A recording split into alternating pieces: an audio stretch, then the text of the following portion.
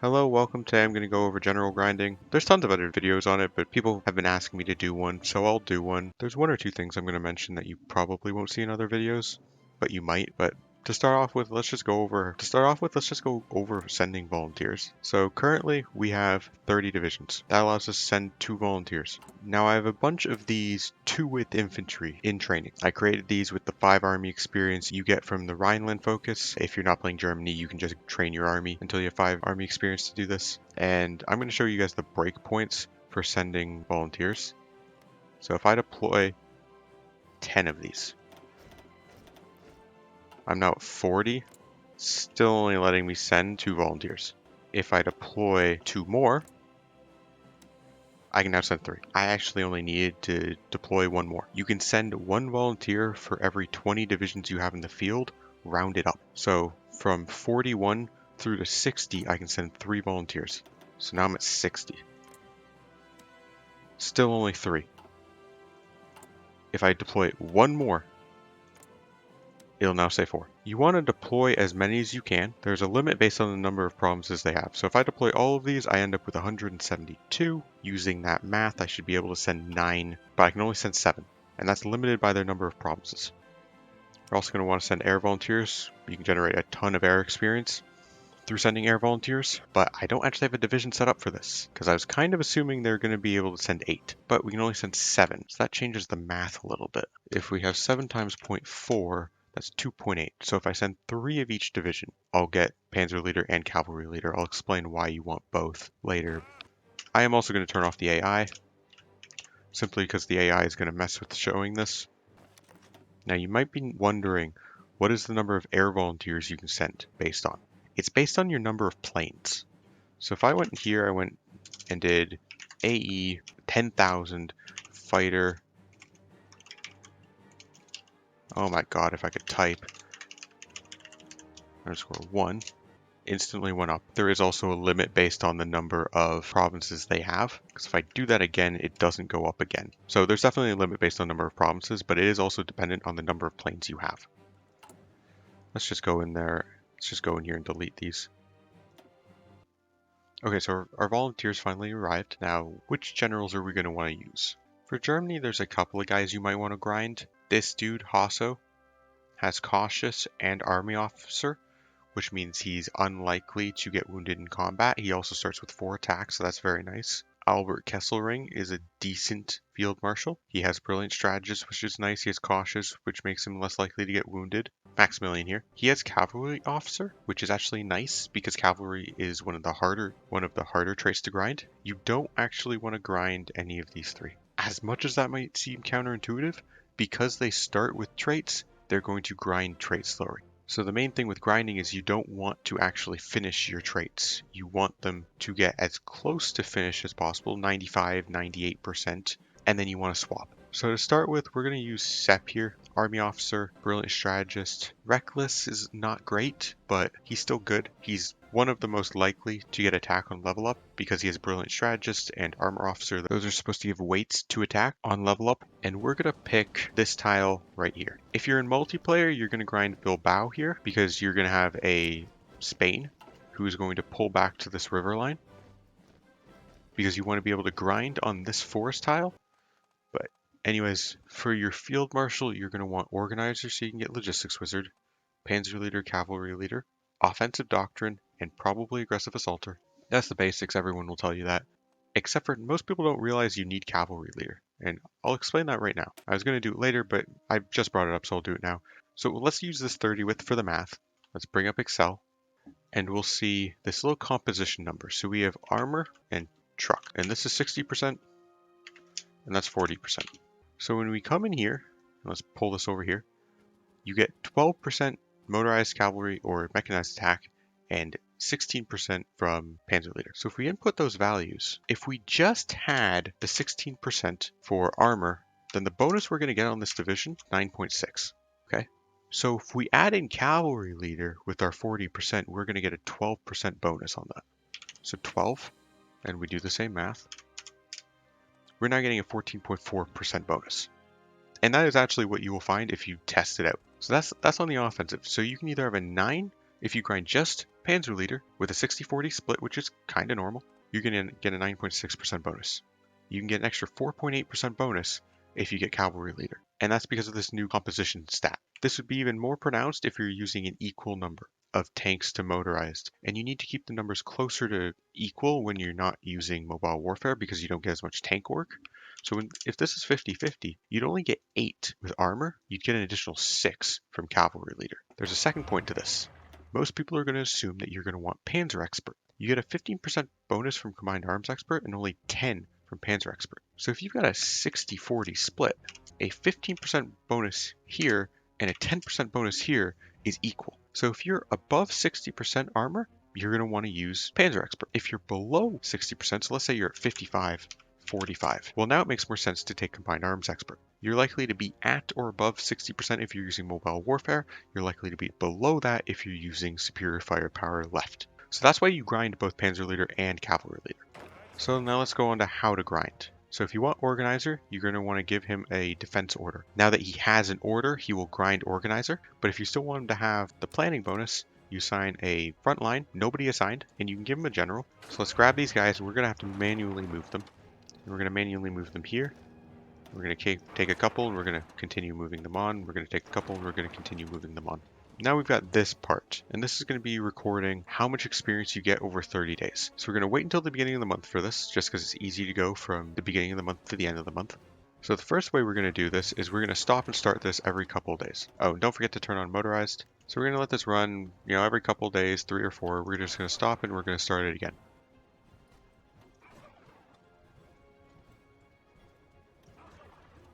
It doesn't have to be every day, but every few days. If you want to maximize it, yes, you should do it every day, because every day that combat goes on, you lose a little bit more experience gain.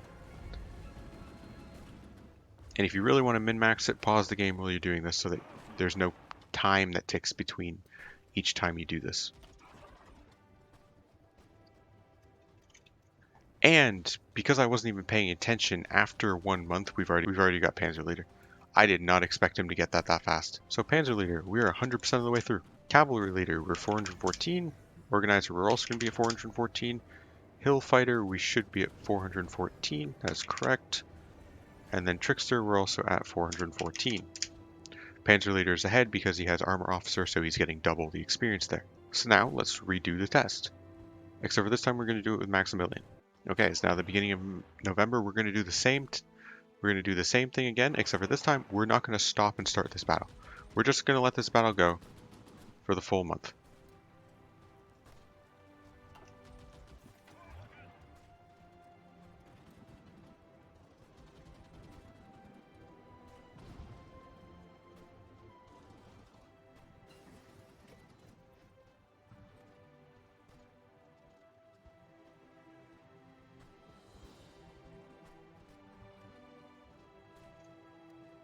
Okay, December 1st. Let's see his traits. Okay, he's got 360, 721, and then 360. So if we're looking at these three here, we are 54 experience ahead here, even though at 350 experience, he got Panzer Leader. So for the last 64 experience, we were actually getting it at a reduced rate, and we still beat Maximilian. Now, if we were doing this properly, and I was paying attention, I didn't actually expect him to get Panzer Leader so fast. To prevent him from getting Panzer Leader, we would have just swapped one of these divisions to Cavalry. And why is that? Because Armored Officer requires armored ratio greater than 40%. I have 7 divisions, so 40% of that is 2.8. So if I have 3 divisions, I have armored ratio over 40%. How do you determine what a division is?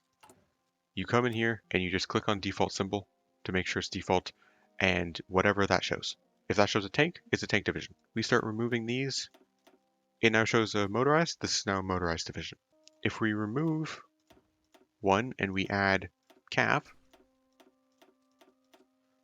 this division is still an armored division. This symbol is armored. It is an armored division.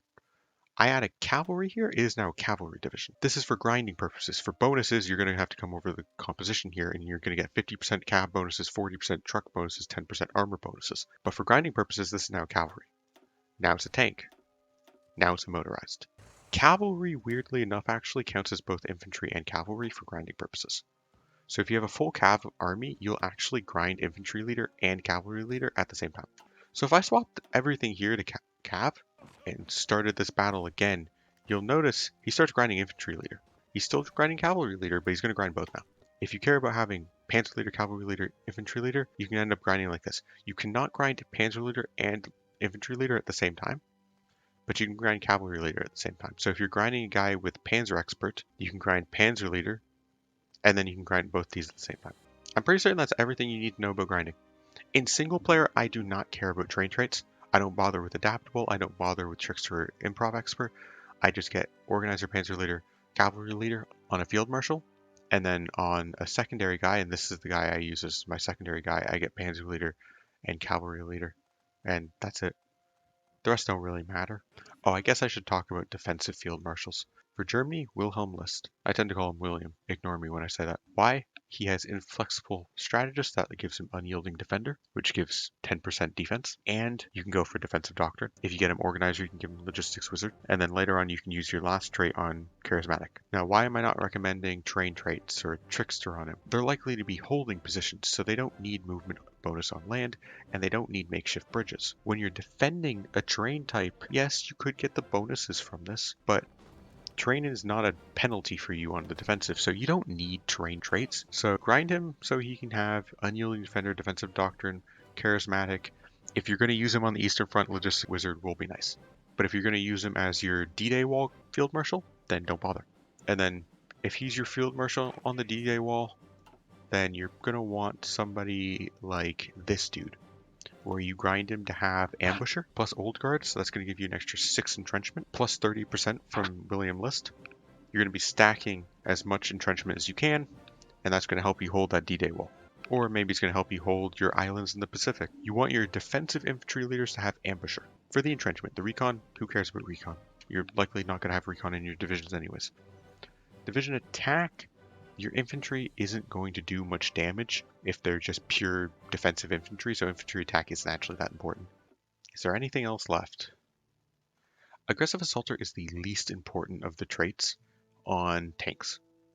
As weird as that may sound, tanks on the offensive, especially if you're using mobile warfare and you're getting your plus 60% breakthrough on tanks, they have enough breakthrough.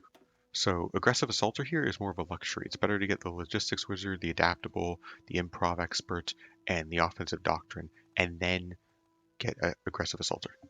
You definitely want bold attack when you're leveling up your generals. That 50% of +1 attack on level up, I do not believe that actually impacts the rest of your trait gains, so that's just an extra one. Anyways, that is everything you need to know about grinding generals. You can do this in Spain. As Italy, you can do it in Ethiopia. You can grind this tile right here for Desert Rat, and then you can also grind a mountain tile for Mountaineer.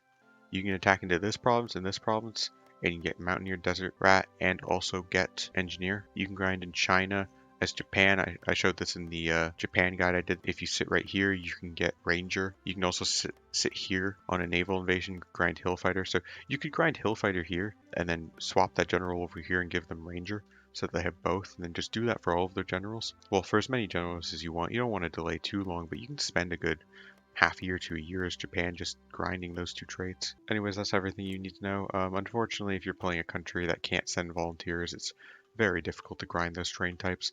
That's why it's so important for Germany to do it. Everything I did with Germany, you can do with the Soviet Union on the other side of the Spanish Civil War, or on the other side of the Sino-Japanese War. You can also grind Forester up here against Finland, or if you declare war on Estonia and Latvia, you can grind Ranger. I don't know why I called it Forester earlier. You can grind Ranger on these tiles here, and hell, you could even grind Urban Assault Specialist on Riga and Talon here if you wanted to, while also getting Trickster. Yeah, the game doesn't know how to handle the fact that they used the proper I for Riga rather than, and that's kind of common over here. They fixed all the names so that they're spelt properly, and now they all end up with question marks. This is how you know that Paradox doesn't have a QA department. Alrighty, thank you for watching this video. I kind of rambled on at the end there, but I will be back with a naval guide